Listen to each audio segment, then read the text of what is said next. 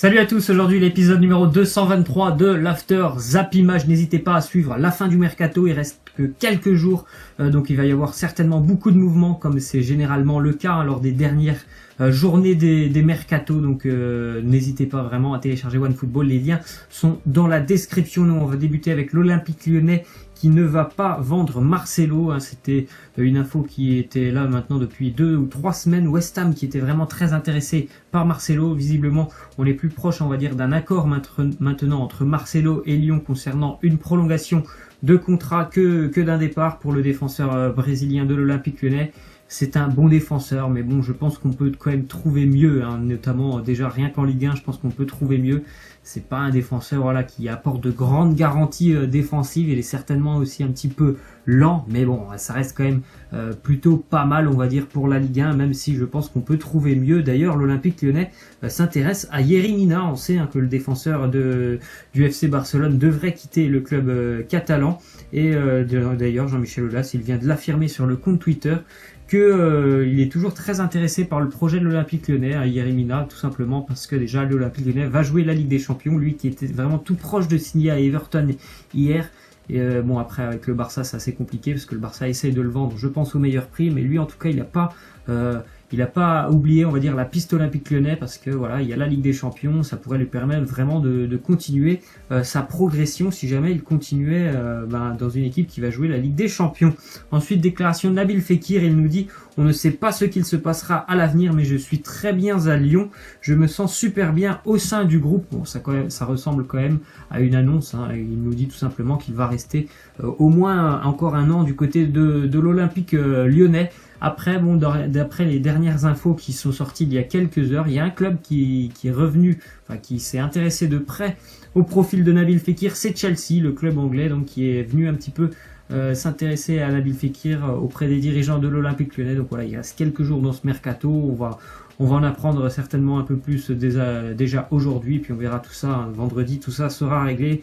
Mais je pense quand même qu'il devrait continuer avec l'Olympique Lyonnais. Ensuite, on voit que Marseille et Saint-Etienne ont trouvé un accord pour le transfert définitif de Rémi Cabella du côté de Saint-Etienne. Donc 7,5 millions d'euros plus 2 millions de bonus. Je pense que tous les partis sont assez heureux de ce transfert. Cabella qui lui avait vraiment envie de revenir à Saint-Etienne. Saint-Etienne qui était heureux de la saison de Cabella l'année dernière, et Marseille qui ne comptait pas énormément sur lui. Donc je pense que tout le monde est heureux, ça devrait être officialisé aujourd'hui ou demain. Ensuite, on voit la déclaration d'un commentateur sportif du Paris Saint-Germain. Il commente le Paris Saint-Germain sur France Bleu et il nous dit par rapport à André Di Maria, il est un peu capricieux, il a tendance à choisir ses matchs, c'est le problème de Di Maria.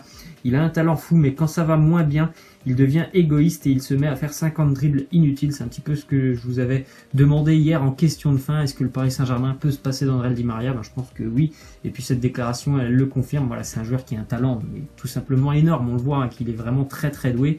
Mais voilà, le problème, c'est son manque de régularité à André Di Maria. Ensuite, on voit du côté du FC Nantes l'arrivée d'un défenseur, Matt Miazga. C'est un jeune défenseur de 23 ans qui est toujours la propriété du club de Chelsea en Angleterre, même s'il a joué, je crois, 2 matchs dans sa carrière avec Chelsea. Il a été prêté les 2 dernières années du côté du Vitesse Arnhem aux Pays-Bas.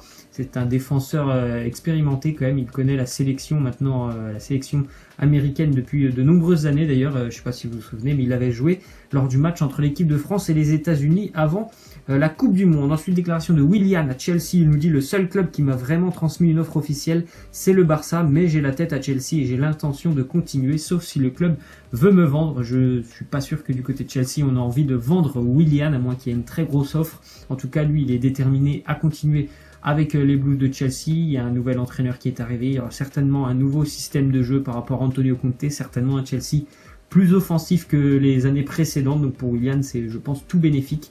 Et je pense qu'il va donc continuer l'aventure avec les Blues. Ensuite, on voit que Thibaut Courtois ne s'est pas présenté à l'entraînement avec Chelsea donc hier, et de son côté Marca, le quotidien espagnol, annonce que son arrivée au Real Madrid est imminente. Donc on verra, comme je l'ai dit, le mercato va bientôt se terminer, on verra si Courtois va quitter Chelsea, parce que les négociations entre les deux clubs, entre Chelsea et le Real, ont toujours été très compliquées. Donc certes, il s'est pas présenté à l'entraînement et peut-être qu'il a envie de forcer son départ, mais il y a beaucoup de joueurs qui ont essayé de faire ça depuis de nombreux mercatos et ça n'a pas toujours été, on va dire, concluant. Et c'est pas parce qu'ils ne viennent pas s'entraîner que le club va les laisser partir. Ensuite, on voit que Chelsea fait de Jack Butland sa priorité. Si Thibaut Courtois quitte le club, déjà, on sait tous que voilà.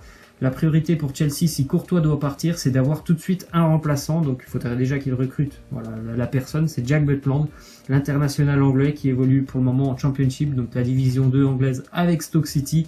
Il a le niveau, bien sûr, pour évoluer en Première Ligue, Jack Butland. Mais voilà, faudra que ça se règle dans les 2 ou 3 jours à venir. Sinon, je pense que Thibaut Courtois, il va encore continuer une année de plus. Ensuite, on voit que Alvaro Morata, il nous a fait une déclaration sur sa saison dernière. Il nous dit: je faisais un blocage psychologique et je ne voulais plus parler à personne, je ne voulais écouter personne, juste rester à la maison. Ce n'était probablement pas une dépression, mais quelque chose de semblable. Peut-être que l'adaptation aussi pour Morata en Angleterre, elle a été très compliquée. C'est vrai que c'est quand même un Espagnol, il a la mentalité, on va dire, plutôt sud-américaine, et là tu te retrouves en Angleterre, ne serait-ce que rien que la météo, ça doit vraiment pas être la même chose pour lui, de voir une météo plutôt espagnole, même s'il a joué aussi à Turin, mais de voir une météo comme celle qu'il y a à Londres, enfin c'est pas les mêmes mentalités, donc certainement qu'il y a eu des problèmes d'adaptation pour Morata en Angleterre. Ensuite, on voit que le Barça a fait une offre pour tenter de recruter Paul Pogba, donc offre de 50 millions d'euros, plus Yeremina, plus André Gomez, donc si on fait au total avec ces 3 joueurs, ça ferait à peu près 100 millions d'euros, peut-être même un peu moins, donc c'est franchement une offre dérisoire pour tenter de recruter Paul Pogba. Bon, après le Barça a essayé, peut-être qu'ils reviendront à la charge. En tout cas, du côté de Manchester United, visiblement, on n'a pas vraiment envie de laisser partir Paul Pogba. Il faudrait vraiment qu'il y ait une offre assez incroyable qui arrive, mais je pense vraiment qu'il ne va pas partir, les Mancuniens.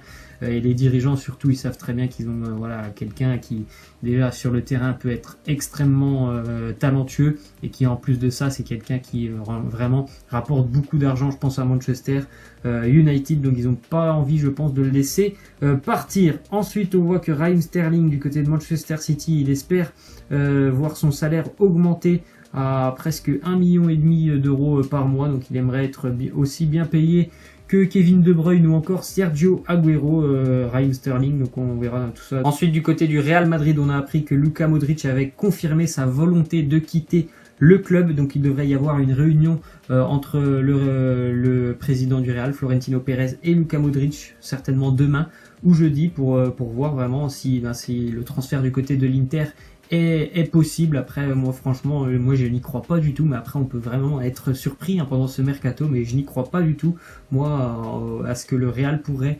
éventuellement vendre Luka Modric. Ensuite, on voit une déclaration d'Arturo Vidal après son arrivée du côté du Barcelone. Il nous dit: j'arrive à un niveau au-dessus du Bayern, c'est le meilleur club du monde, je vais essayer de me préparer de la meilleure façon possible pour réussir, ça fait 1 mois que je m'entraîne, donc je suis en forme. C'est bien pour le Barça de compter sur ce style de joueur comme Arturo Vidal, qui est vraiment un guerrier, quelqu'un aussi qui est très à l'aise au milieu de terrain, qui est très solide. Mais je pense que franchement, physiquement, il peut être un petit peu limité quand même, Arturo Vidal. On l'a déjà vu sur ces 2 dernières années avec le Bayern.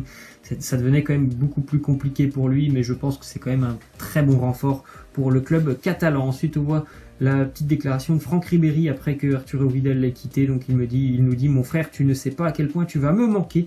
Pour moi, tu es le meilleur, un homme de valeur et de principe. Je suis très fier d'avoir joué à tes côtés. Je te souhaite le meilleur pour ton avenir. Tu es un guerrier et on en rencontre peu. C'est vrai, comme je l'ai dit, c'est vraiment quelqu'un qui est très très apprécié dans un vestiaire, Arturo Vidal. Donc je pense que ça sera la même chose du côté de Barcelone et c'est quelqu'un qui donne tout sur le terrain. Ensuite, on voit que le Borussia Dortmund a déjà refusé plusieurs offres pour sa star américaine Christian Pulisic.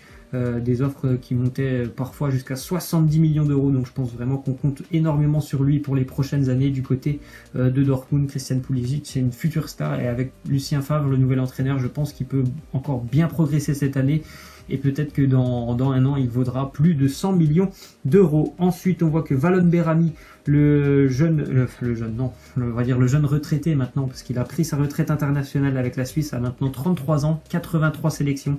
Il arrête sa carrière internationale avec la Suisse. Il est toujours lié en club avec l'Udinese. On continue donc avec vendredi dernier, c'était la reprise du championnat de Division 2 allemande, et puis on a assisté quand même à un petit événement, le premier match pour le HSV Hambourg. En deuxième division, ils ont toujours été en Bundesliga, le HSV Hambourg, donc c'était leur premier match à domicile. Ils évoluaient face au Holstein Kiel. Grosse défaite pour Hambourg pour son premier match en Division 2 à domicile, 3-0 pour les visiteurs. Ça va être compliqué, cette remontée, on va dire, cet objectif de remontée pour le HSV Hambourg, mais quand même 57 000 spectateurs qui sont venus soutenir les joueurs d'Hambourg. Ensuite, on va terminer donc avec la question de fin, déclaration de José Mourinho. Il nous dit: si on n'améliore pas notre équipe, la saison va être difficile pour tous les supporters de Manchester United.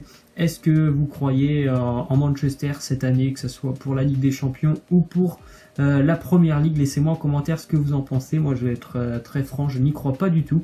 J'y croyais même plus l'année dernière, puis après, au bout de quelques mois, je me suis aperçu que ça allait pas le faire. Et bien cette année, c'est pareil pour moi. Je n'y crois pas du tout en cette équipe de Manchester United, que ce soit en Première Ligue ou en Ligue des Champions. Je pense que ça sera très compliqué d'aller chercher un titre majeur. Laissez-moi en commentaire ce que vous en pensez. Voilà, c'est la fin de cet After Zap. Moi, j'espère que ça vous aura plu. N'hésitez pas à lâcher des likes, à vous abonner. Moi, je vous laisse et je vous dis à demain. Ciao.